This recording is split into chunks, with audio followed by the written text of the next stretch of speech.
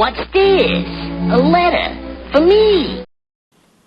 Welcome to another episode of Remember the Great Sports Through the Mail Thursdays. Today I'm going to share with you 3 recent returns that I got back in the mail, profile each of the individuals that signed for me, and tell you about their careers in basketball. So the first return is returned from Florida, and it is former Philadelphia 76ers great Steve Mix on 1, 2, 3, and 4. So this is the extent of my Steve Mix basketball card collection. So let me tell you about Steve Mix and his career in basketball. Steve Mix, nicknamed the Mayor during his playing career, grew up in Ohio, where he attended high school in Toledo, Ohio, and then later went to the University of Toledo for his college playing career. At Toledo, Mix earned his first team All-Mid-American Conference honors for 3 consecutive seasons in 1967, 68, and 9. He was the MAC Player of the Year as a senior in 1969. Mix led the Toledo Rockets to the NCAA tournament as a sophomore. In 1967, he averaged 23 points and 13 rebounds per game. As a junior, he averaged 21.8 points and 10.2 rebounds a game. And as a senior, he improved even more to 24.1 points and 12.1 rebounds a game. During his career at Toledo, he averaged a double-double, shooting 53% from the floor in 73 career games. Mix was selected in the 5th round of the 1969 NBA draft with the 61st pick by the Detroit Pistons. Mix was also drafted in the ABA by the Carolina Cougars. Mix decided to sign with Detroit, and in 2 seasons he pretty much was a backup player coming off the bench under coaches Butch Van Bredekoff and briefly Earl Lloyd. Mix played in 61 games for the Pistons, averaging 7.3 points and 4.1 rebounds. And after his 2 seasons with Detroit, they decided to waive him. And after being waived, he signed briefly for 1 game with the Denver Rockets of the ABA after he got his release. Then after that, he decided to go to the CBA, the Continental Basketball Association, after he was in training camp with the Philadelphia 76ers. Well, he revived his career in the CBA, where he averaged 31.1 points in just 19 games. Well, the 76ers took notice because they signed Steve Mix to a free agent contract with the Sixers, and Steve turned his career around with the 76ers in 1973-74 and would remain with the team for the next 9 seasons. Mix played in all 82 games of the 73-74 season for the Sixers, averaging a double-double, 14.9 points, and 10.5 rebounds a game. However, the Sixers had a very poor record that year, falling to just 25 and 57. In 74-75, Mix averaged 15.6 and 10.9 rebounds a game, again a double-double, and Philadelphia improved their record to 34 and 48. Mix actually made the NBA All-Star team, but ultimately played in only 46 games that year due to an injury. The 76ers improved to 46 and 36 the following year in 75-76, and Mix averaged 13.9 and 8.2 rebounds a game. They did make the playoffs that year. He was playing alongside future Hall of Famers Jordan McGinnis and Billy Cunningham, along with Lloyd B. Free and Doug Collins, but they eventually lost to the Buffalo Braves in the Eastern Conference playoffs. The following year, though, the 76ers got a lot better really fast. They signed Dr. J, Henry Bibby, Caldwell Jones, and Darryl Dawkins, and added them to the roster going into the 76-77 season. The Sixers, with high expectations, finished 50-32 that year, with Mix averaging 10.5 points and 5 rebounds a game. In the playoffs, Philadelphia beat the Boston Celtics 4-3, and then the Houston Rockets to advance to the NBA Finals. In the finals, however, Philadelphia fell to Bill Walton and the Portland Trail Blazers 4-2. Coming back in 77-78, Mix averaged 9.3 points and 3.6 rebounds a game in just 22 minutes a game as his time was cut down, and the Philadelphia 76ers finished with a 55-27 record.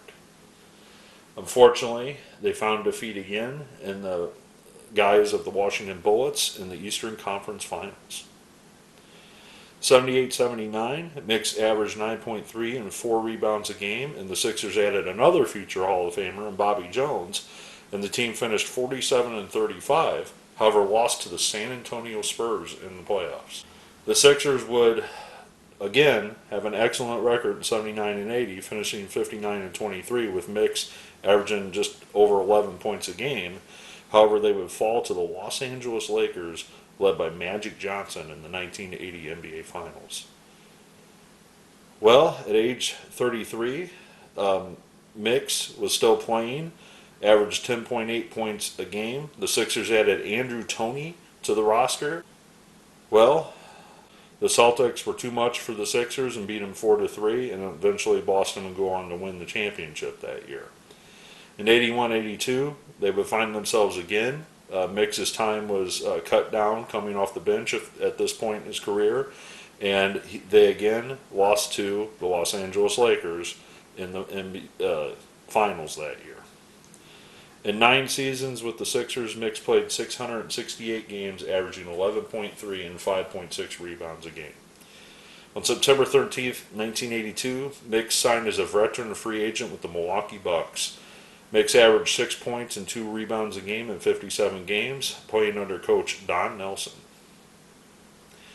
After being waived by the Bucks, Mix signed as a free agent with the Los Angeles Lakers.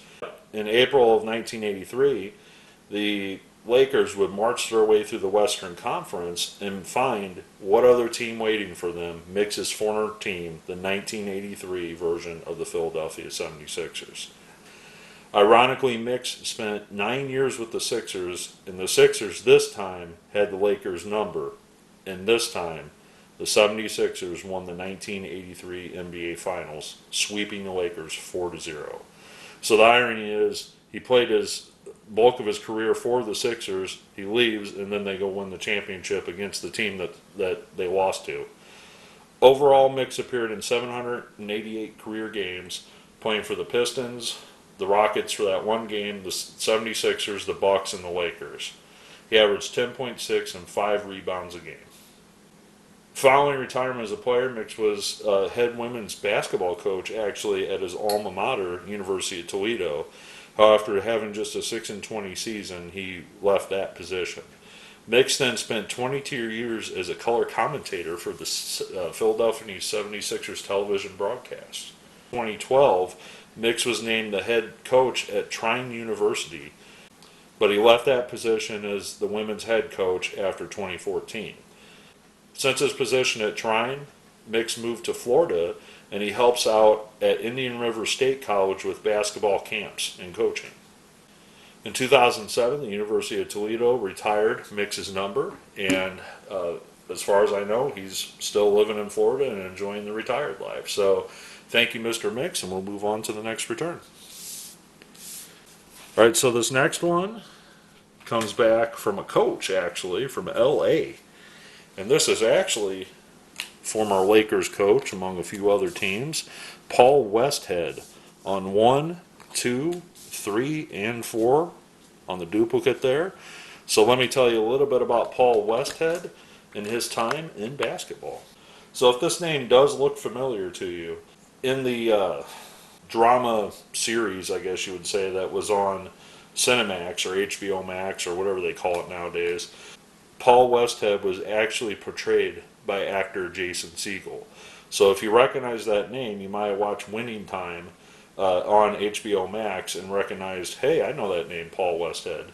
So let me tell you about Paul Westhead, and we'll touch base on those Lakers years as well while I do that. So Paul Westhead was actually a very articulate style called a run and gun style in his system. He was nicknamed the Professor due to his former career as an English teacher prior to coaching and his tendency to quote Shakespeare among other literary sources while coaching.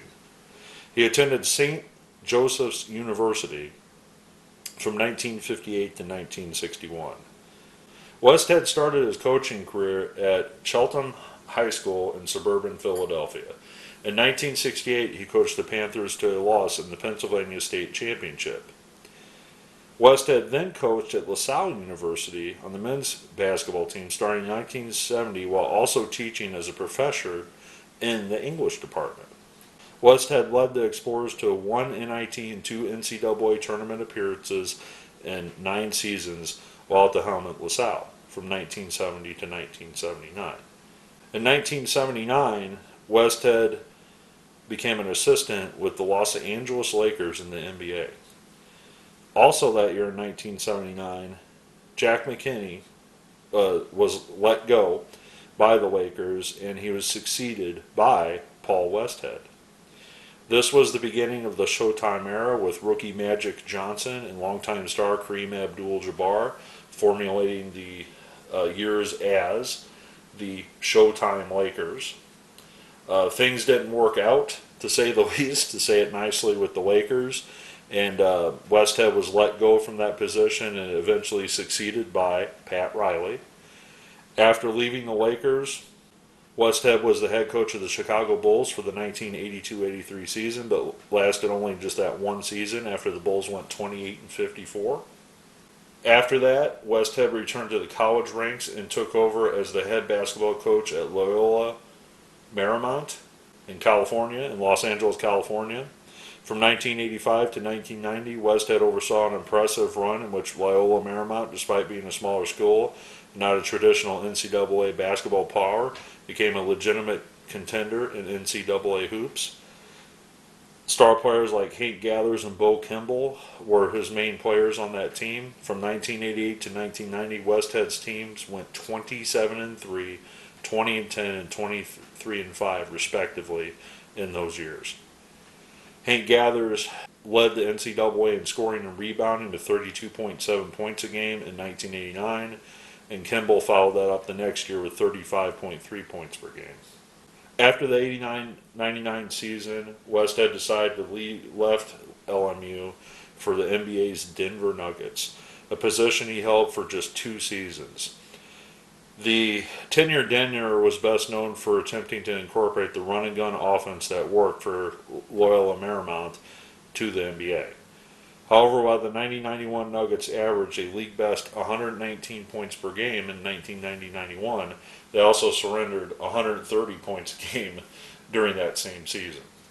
Their opponents never scored fewer than 100 points against them in any game, and only 4 opponents failed to score at least 110 points. They actually gave up 107 points in a single half to the Phoenix Suns, which still to this day remains an NBA record. Under Westhead, the Nuggets were sometimes called the Denver Nuggets, as there was no D or defense in Denver. The very next year, the Nuggets drafted Dikembe Mutombo, who made the defensive. Westhead was fired after posting a combined 2-year record of just 44 and 120. After being let go by the Nuggets, he returned to the college ranks and coached at George Mason University from 1993 to 1997.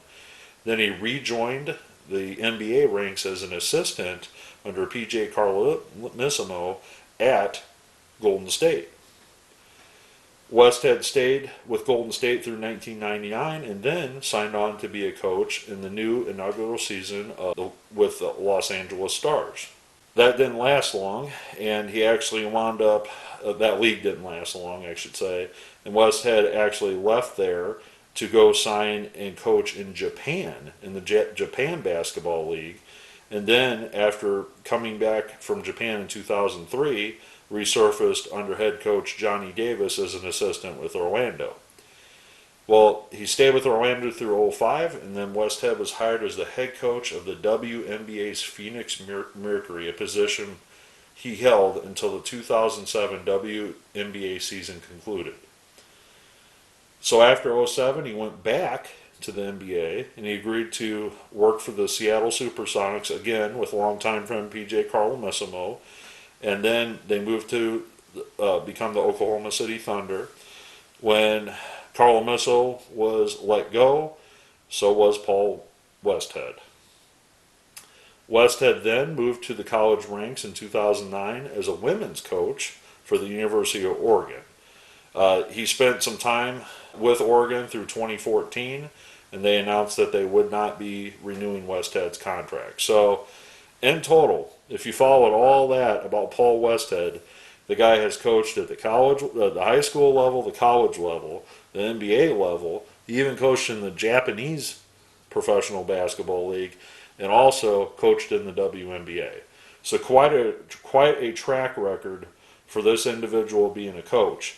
Obviously, he had more success at the collegiate level. He wasn't very successful with his run and gun offense at the NBA level, but very, very happy to add Mr. Westhead to the collection.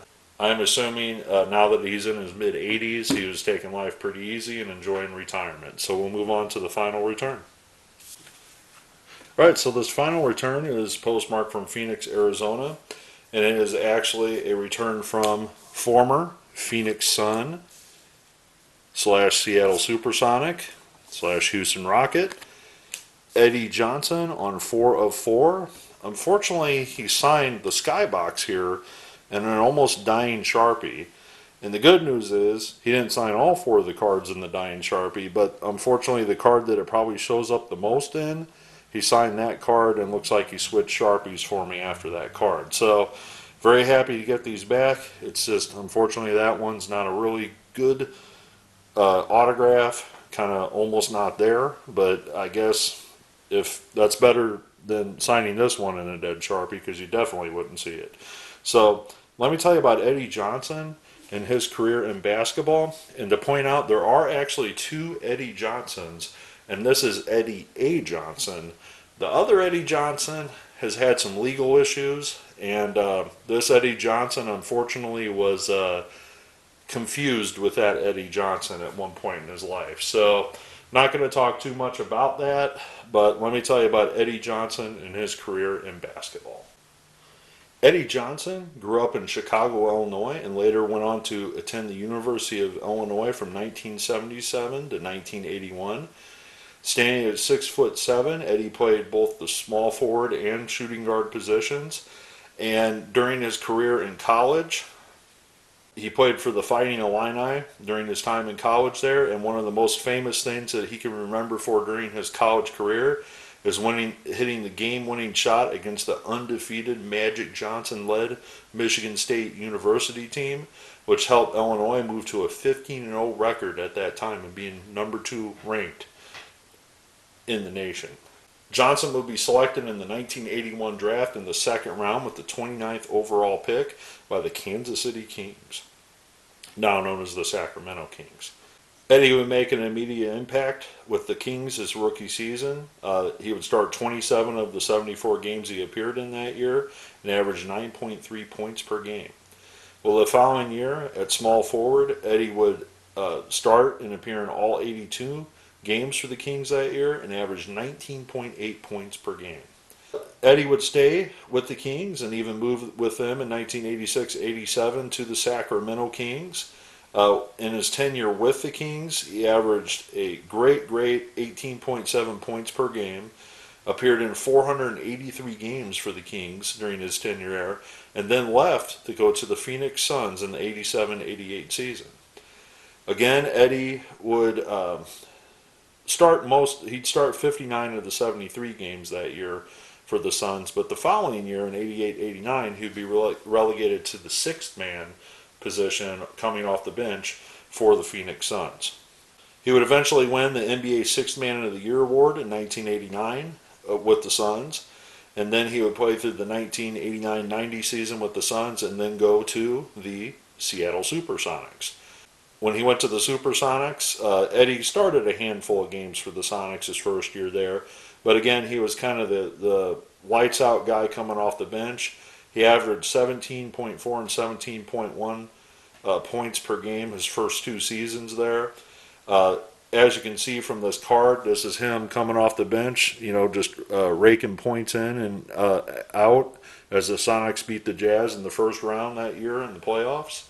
That's actually one of my favorite cards of him because I absolutely love the 92-93 era of basketball.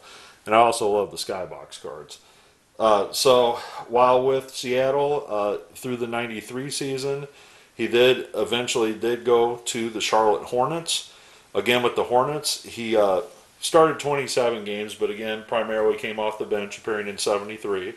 And at 34 years old, averaged 11.5 points per game. Well, after that '93-'94 season, he decided to go overseas and actually play in Greece for a year. And when he was 35, he played in Greece for a year. Then he came back to the NBA, signed with the Indiana Pacers, and spent 2 seasons with them. Well, after his tenure with the Pacers, at 37, he went to the Houston Rockets, and he appeared in 24 games that first year with the Rockets. In his second year with the Rockets in '97-'98, he appeared in 75 games at the age of 38 years old for the Rockets, averaging 8.4 points per game. 1998-'99, Eddie just appeared in 3 games for the Rockets, and after that he hung up the basketball shoes and retired after playing for a long time in the NBA.